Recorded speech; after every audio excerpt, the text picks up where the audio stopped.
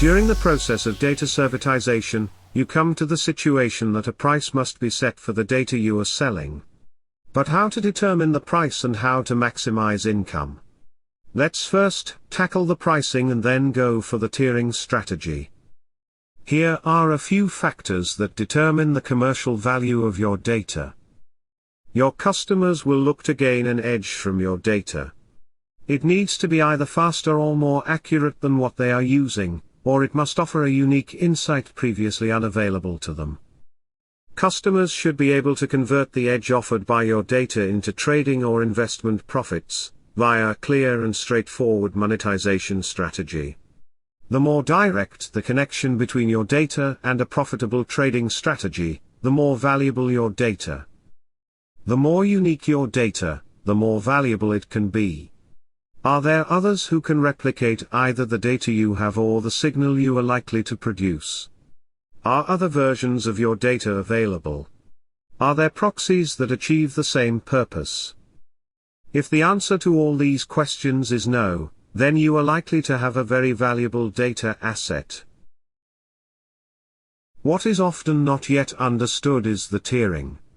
One way to maximize income while remaining narrow is to build a variety of data products from the original source data asset. You can slice it and dice it differently, depending on the profile of the firms you are targeting, fundamental versus quantitative, small versus large, hedge fund versus investment bank, fast versus slow access and so on. This allows you to sell essentially the same data multiple times without diminishing its alpha. This is also something that 90% of the companies we assist in data monetization understand after we just get started with one product. During the process we can introduce new opportunities and finally customer starts to innovate on their own. If we agree to simplify things a lot, the data value spaces can be divided into 3 circles. In the center, we have data customer space. On the outer ring is the data commodity owner space. In between the two is the value co-creation space, the space in which the magic happens. Some of the data services are focused on co-creation and thus drawn in the illustration as bigger boxes and centered in the value co-creation space.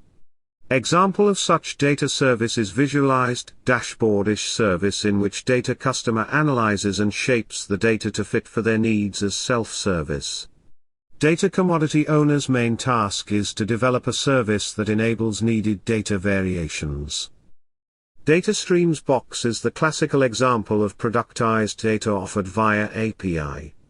The API access to the data stream converts the data product into data as a service.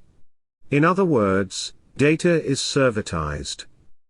Dataset is also one of the classical collected sets of data points. The customer rarely has much to say or the capability to modify settings on the fly. It is what it is and content is defined by the data commodity owner. Not so value co-creation rich approach and thus data markets are going for the servitized options. Some say that data stories are the next generation dashboards. Data stories can be a standalone service, but I see those also as means to attract customers to the data-driven dashboards. Data story gives you the beef in a nutshell wrapped inside of a narrative. It also might offer links to details that can be found from the dashboard-alike service. As you can see, there are multiple opportunities to sell essentially the same data multiple times without diminishing its alpha. You need to be obsessed with the customer needs and their processes. Each of the examples discussed serves different purposes. Be bold and explore the opportunities, we are here to help you.